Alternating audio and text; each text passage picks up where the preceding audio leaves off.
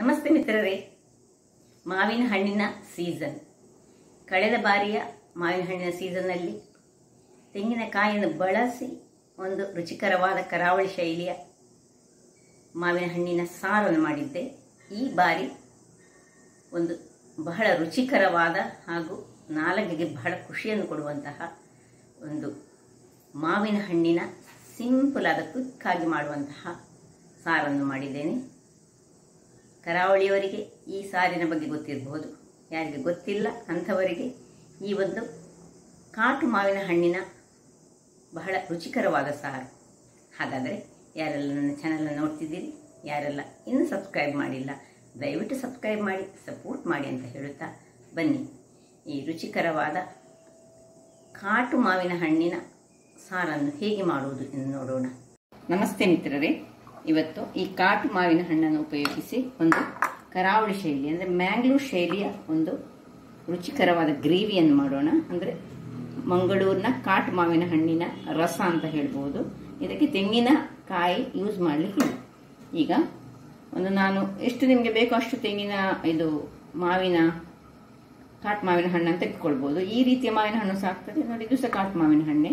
ಇದರಲ್ಲಿ ಯಾವುದು ಇದು ಸ್ವಲ್ಪ ಬಿದ್ದ ಹಣ್ಣುಗಳು, ಅದರಿಂದಾಗಿ ನಾನು ಯಾವುದು ಒಳ್ಳೆದುಂಟು ಅದನ್ನು ನೋಡಿ ಒಂದು 4 ಮಾವಿನ ಹಣ್ಣನ್ನು ಮಾಡ್ತಾ ಇದ್ದೇನೆ. ಈ 4 ಮಾವಿನ ಹಣ್ಣಿಗೆ ನೋಡಿ 5 ಉದ್ದ ಮೆಣಸು ಮತ್ತೆ 2 ರೌಂಡ್ ಮೆಣಸು ತೆಗೆದುಕೊಂಡಿದ್ದೇನೆ. 1/4 ಚಮಚದಷ್ಟು ಮೆಂತೆ, 1 ಚಮಚದಷ್ಟು ಜೀರಾ, 1 ಚಮಚದಷ್ಟು ಕೊತ್ತಂಬರಿ ಬೀಜ, ಅರ್ಧ ಚಮಚದಷ್ಟು ಸಾಸಿವೆ, ಅರ್ಧ ಒಗ್ಗರಣೆಗೆ ಬೇಕು, ಹಾಗಾಗಿ 1 ಚಮಚ ತೆಗೆದುಕೊಂಡಿದ್ದೇನೆ.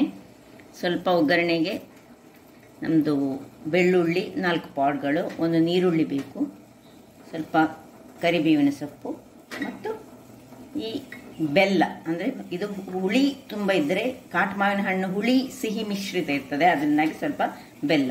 ಮೊದಲಿಗೆ ಈ ಒಂದು ಮಾವಿನ ಹಣ್ಣನ್ನು ಇದು ತೊಳೆದಿಟ್ಟುಕೊಂಡಿದ್ದೇನೆ. ಇದರದ್ದು ಈಗ ಮೊದಲಿಗೆ ಸಿಪ್ಪೆ ತೆಗೆದುಕೊಳ್ಳೋಣ. ಹೀಗೆ ಮೊದಲಿಗೆ ನೋಡಿ ಇದರದ್ದು ಈ ತೊಟ್ಟನ್ನು ಕರೆಕ್ಟ್ ತೆಗೆದುಕೊಳ್ಬೇಕು. ಯಾಕಂದರೆ ಇದರಲ್ಲಿ ಈ ಕಾಟು ಮಾವಿನ ಹಣ್ಣಲ್ಲಿ ಸೊನೆ ತುಂಬ ಇರ್ತದೆ. ಸೊನೆ ಇದ್ದರೆ ತುಂಬ ಒಳ್ಳೆಯದು. ತೆಗೆದು ಹೀಗೆ ಸಿಪ್ಪೆ ತೆಗೆದುಕೊಳ್ಳೋದು.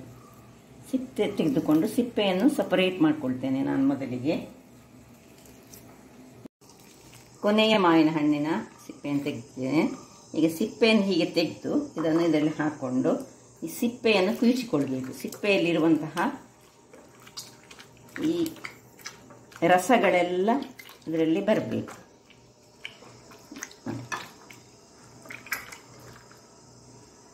ಹೀಗೆ ಎಷ್ಟು ನಿಮಗೆ ಸಿಪ್ಪೆಯ ರಸ ಬರ್ತದೆ ಅಷ್ಟು ರಸವನ್ನು ತೆಗೆದುಕೊಳ್ಬೇಕು. ಈ ರಸಗಳನ್ನೆಲ್ಲ ಹೀಗೆ ಹಿಂಡಿ,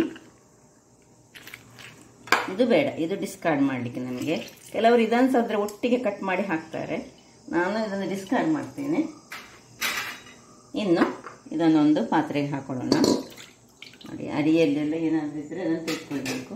ಮತ್ತು ಎಲ್ಲ ಮಾವಿನ ಹಣ್ಣನ್ನು ಇದರೊಳಗೆ ಹಾಕ್ಕೊಳ್ತಿದ್ದೇನೆ. ನನ್ನ ಹತ್ರ ಒಂದು 4-5 ಒಳ್ಳೆಯದು ಸಿಕ್ಕಿದ್ದು. ಇದನ್ನು ಎಲ್ಲವೂ ಇದರಲ್ಲಿ ಹಾಕಿ ಇನ್ನು ಸಹ ಸ್ವಲ್ಪ ನೀರನ್ನು ಇದಕ್ಕೆ ಹಾಕ್ಕೊಂಡು ಇದನ್ನು ಸ್ವಲ್ಪ ಅಲ್ಲಿಗೆ ಕಿವುಚಿಕೊಳ್ಬೇಕು. ಇದನ್ನು ಸಹ ಕಿವುಚಿಕೊಂಡು ಇನ್ನು ಒಟ್ಟು 1.5 ಲೋಟದಷ್ಟು ನೀರನ್ನು ಹಾಕಿ ಇದನ್ನು ಗ್ಯಾಸ್ನಲ್ಲಿಟ್ಟುಕೊಂಡು ನಾವು ಗ್ಯಾಸ್ ಆನ್ ಮಾಡಿಕೊಳ್ಳೋಣ. ಈಗ ಇದನ್ನು ಒಂದು ಮುಚ್ಚಳವನ್ನು ಮುಚ್ಚಿಕೊಂಡು ಬೇಯಿಸೋಣ. ನಡುವಲ್ಲಿ ಏನು ಮಾಡಬೇಕು ಹೇಳಿದರೆ ಇದಕ್ಕೆ ನಾವು ಸೌಟನ್ನು ಹಾಕಿಕೊಳ್ಬೇಕಾಗ್ತದೆ, ಇಲ್ಲದಿದ್ದರೆ ಇದು ಸ್ವಲ್ಪ ತಳ ಹಿಡಿತದೆ. ಅದರಿಂದಾಗಿ ಈಗ ಸ್ವಲ್ಪ ಒಂದು ಕುದಿ ಬರಲಿ, ಆಮೇಲೆ ಇನ್ನೊಮ್ಮೆ ಈ ಸಟಕ ಅನ್ನು ಹಾಕ್ಕೊಳ್ಳೋಣ. ವೀಕ್ಷಕರೇ ಇಲ್ಲಿ ನೋಡಿ, ಒಂದು ಕುದಿ ಬರ್ತಾ ಇರುವಾಗ ಈಗ ಇದಕ್ಕೆ ಒಂದು ಕಾಯಿ ಮೆಣಸನ್ನು ನಾನು ನೋಡಿ ಸೀದಾ ಇದರೊಳಗೆ ಹಾಕ್ಕೊಳ್ತಿದ್ದೇನೆ. ಮತ್ತು ಇನ್ನು ಸ್ವಲ್ಪ ಉಪ್ಪನ್ನು ಹಾಕ್ಕೊಳ್ತಿದ್ದೇನೆ. ಇನ್ನು ಸಿಹಿಗೆ ಅನುಗುಣವಾಗಿ ಈಗ ಬೆಲ್ಲ ನೋಡಿಕೊಂಡು ಹಾಕೊಳ್ಳೋಣ.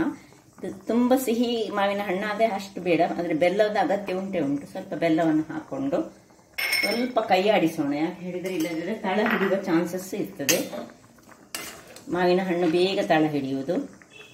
ಹೀಗೆ ನಿಧಾನಕ್ಕೆ ಇದನ್ನು ಆಗಾಗ ಸೌಟು ಹಾಕ್ತಾ ಇರಬೇಕು.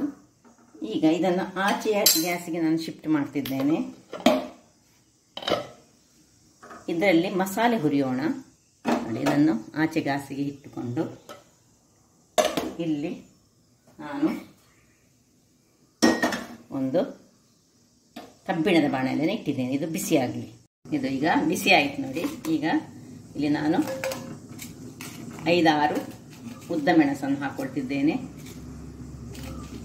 2 ಗಿಡ್ಡ ಮೆಣಸು ಹಾಕ್ಕೊಳ್ತಿದ್ದೇನೆ. ಇದನ್ನು ಸ್ವಲ್ಪ ಡ್ರೈ ಅಲ್ಲಿ ಹೀಗೆ ರೋಸ್ಟ್ ಮಾಡ್ಕೊಳ್ಳೋಣ.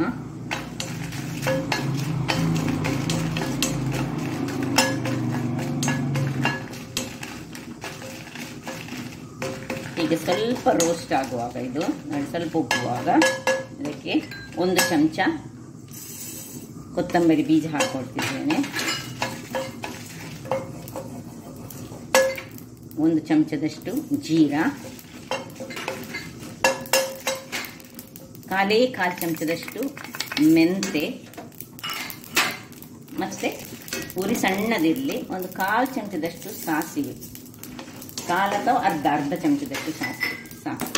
ಇಷ್ಟನ್ನು ಮಾಡಿಕೊಂಡು ನೋಡಿ, ಹೀಗೆ ಮಾಡಿ ಆಫ್ ಮಾಡ್ಕೊಂಡು ನೋಡಿ. ಈ ಕಬ್ಬಿಣದ ಬಾಣಲೆಯಲ್ಲಿ ಬೇಗ ಅದು ಕಾಯುವುದು ಸಹ ಮತ್ತೆ ಒಳ್ಳೆ ಟೇಸ್ಟಿಯಾಗಿ ಬರ್ತದೆ. ಕಬ್ಬಿಣದ ಬಾಣಲೆಯಲ್ಲಿ ಮಾಡಿದರೆ ಸಾಕು. ಇದು ಆಫ್ ಮಾಡ್ಕೊಳ್ಳೋಣ. ವೀಕ್ಷಕರೇ, ಇದೀಗ ತಣ್ಣಗಾಗಿದೆ ನೋಡಿ. ಇಲ್ಲಿ ಇದಕ್ಕೆ ನಾನು ಹೇಳಿದೆಲ್ಲ ತಳ ಹಿಡಿತದೆ ಹೇಳಿ, ಅದರಿಂದಾಗಿ ಸ್ವಲ್ಪ ಆಗಾಗ ಇದಕ್ಕೆ ಕೈಯಾಡಿಸ್ತಾನೇ ಇರಬೇಕು ನಾವು. ತಳ ಹಿಡಿಯುವ ಚಾನ್ಸಸ್ ಇರ್ತದೆ. ಸ್ವಲ್ಪ ಉರಿಯನ್ನೀಗ ಸಣ್ಣದು ಮಾಡ್ಕೊಳ್ಳೋಣ. ಈಗ ಇದು ಅದರಲ್ಲಿ ಇರುವಾಗ ಇದನ್ನು ಈಗ ಮಿಕ್ಸಿಗೆ ಹಾಕಿ ಇದರದೊಂದು ಇದಕ್ಕೆ ಏನೆಲ್ಲ ಇನ್ನು ಹಾಕ್ಕೊಳ್ಬೇಕಂತ ನಾನು ತೋರಿಸ್ಕೊಡ್ತೇನೆ. ಇಷ್ಟು ಸಾಮಗ್ರಿಗಳಲ್ಲದೆ ಇದೆಲ್ಲವನ್ನು ಹಾಕೊಳ್ಳೋಣ. ಮೆಣಸು, ಜೀರಾ, ಕೊತ್ತಂಬರಿ, ಮೆಂತೆ, ಸಾಸಿವೆ, ಇದರೊಟ್ಟಿಗೆ ಇನ್ನು ಸ್ವಲ್ಪ ಹಳದಿ ಹಾಕೊಳ್ಳೋಣ. 1/2 ಚಮಚದಷ್ಟು ಹಳದಿ, ಮತ್ತೆ 1/2 ನಾವು ನೀರುಳ್ಳಿಯನ್ನು ಹಾಕೊಳ್ಳೋಣ.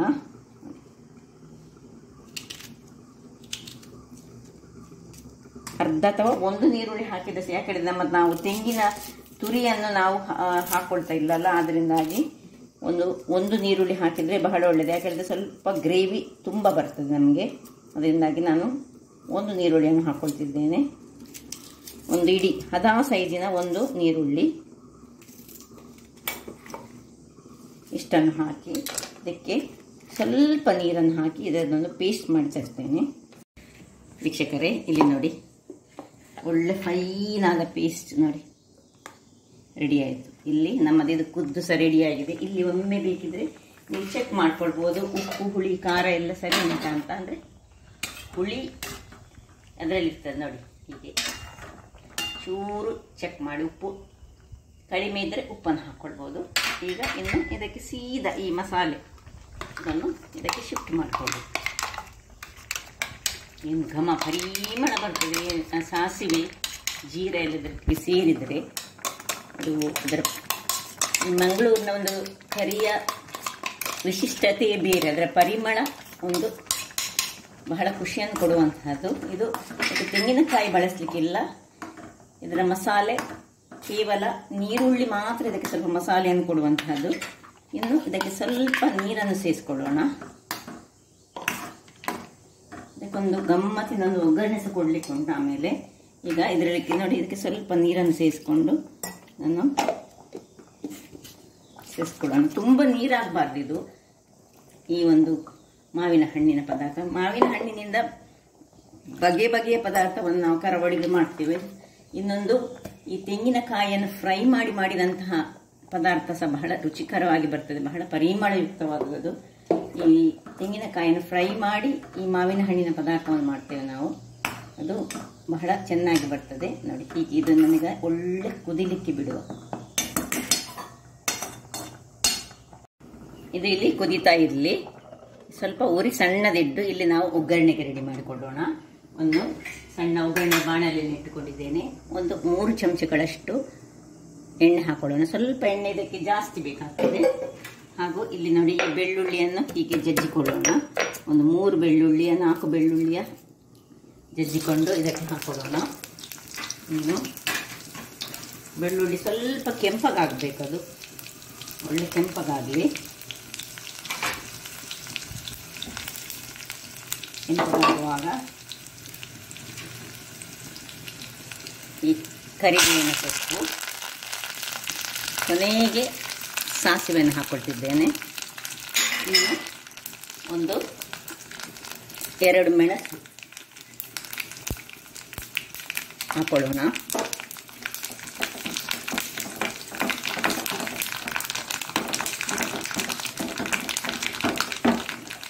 ಸಾಕು. ಆಫ್ ಮಾಡಿಕೊಂಡು ಇಲ್ಲಿ ಕುದೀತಿರುವಂತಹ ನೋಡಿ ಒಳ್ಳೆ ಕುದೀತಾ ಉಂಟು. ಇದಕ್ಕೆ ಕಲರ್ ನೋಡಿ ಹೇಗೆ ಬಂದೆ. ಯಾರು ಖಾರ ಇಷ್ಟಪಡ್ತೀರಿ ಅಂತವರಿಗೆ ಇದು ಬಹಳ ಒಳ್ಳೆ, ತುಂಬ ಖಾರ ಆಗೋದಿಲ್ಲ.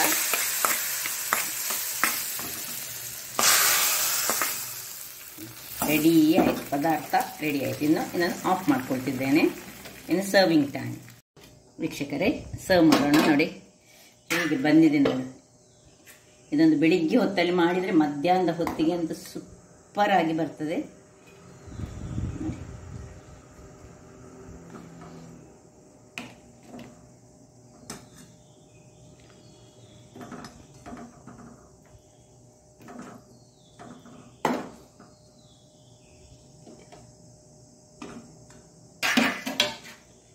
ದೊಡ್ಡ ಮಾವಿನ ಹಣ್ಣಿನಿಂದ ಸಾಕ್ತದೆ.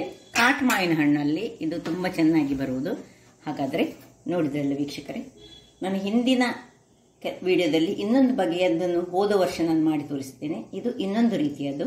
ಇದು ಬಹಳ ರುಚಿಕರವಾಗಿ ಬರ್ತದೆ.